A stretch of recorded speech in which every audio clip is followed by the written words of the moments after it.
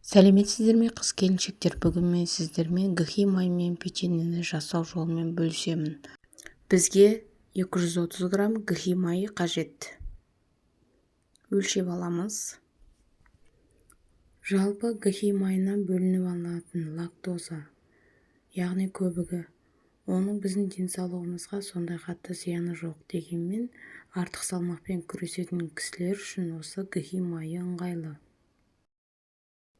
Шай қасықпен 2 грамм тұз және де қант. Қанттан 150 грамм. Қалауыңызға қарай қантты 160-170 етіп көтеруіңізге болады. Өз қалауыңызға қарай көбейте берсеңіз болады. Сол кезде сығып алынған лимонның шырыны қажет. 10 грамм. Барлығын бір ыдыста өлшеп қосып алып жатырмын. Сізде осылай жасасаңыз болады. Және де 2 дана жұмыртқа. 2 дана жұмыртқаны қосып, барлығын үлкендеу ыдысқа салып, миксерлейміз. Миксерлеген кезде шамамен 2 минуттай уақытыңыз кетеді. 2 минуттай төмен скоростта миксерлесеңіз жетеді. Миксерлеп болған соң ұнды өлшеп, 430 граммдай ұн бізге жетеді. Өлшеп алынған ұнымызды қосып, жақсылап араластырамыз. Ұнды майымызға жақсылап араластырамыз.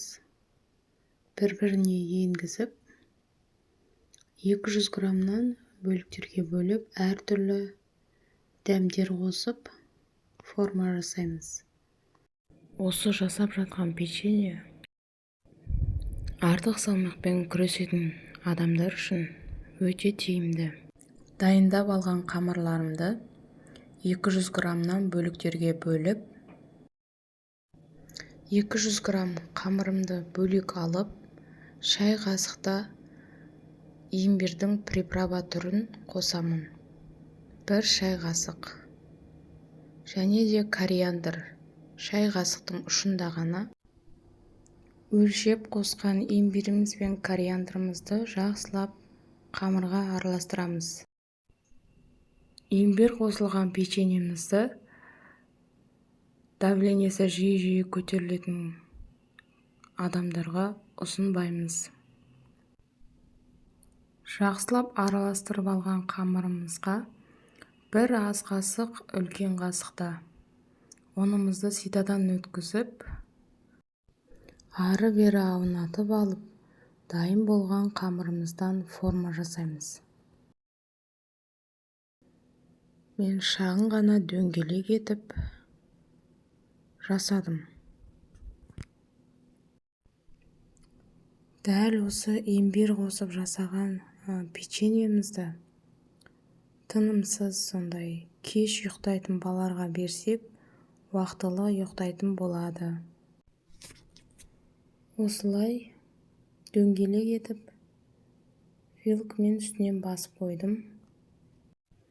Келесі жасайтын печеньеміз үшін шай кесемізді алып, оған 2 ас қасықта қайнаған су құйып, кіші қасықта 1 қасық кофе қосып, жақсылап араластырып аламыз.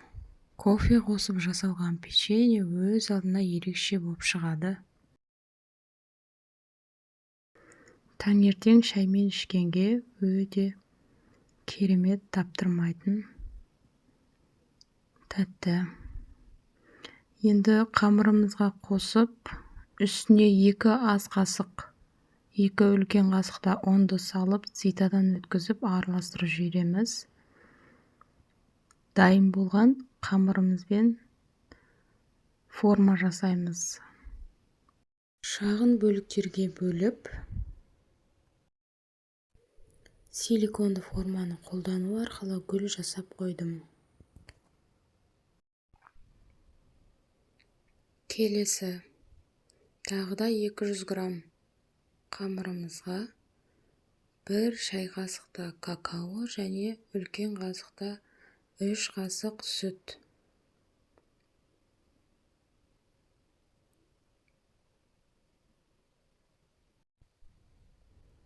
Жақсылап араластырып алып, қамырымызға қосамыз.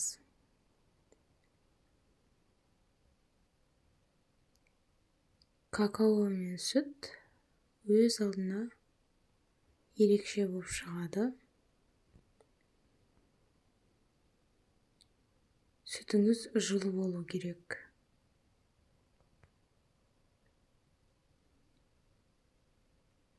Үлкен қасықпен 2 қасық ұнды сидадан өткізіп қосып, араластырып қоңыр түсті қамырымды дайындап алдым.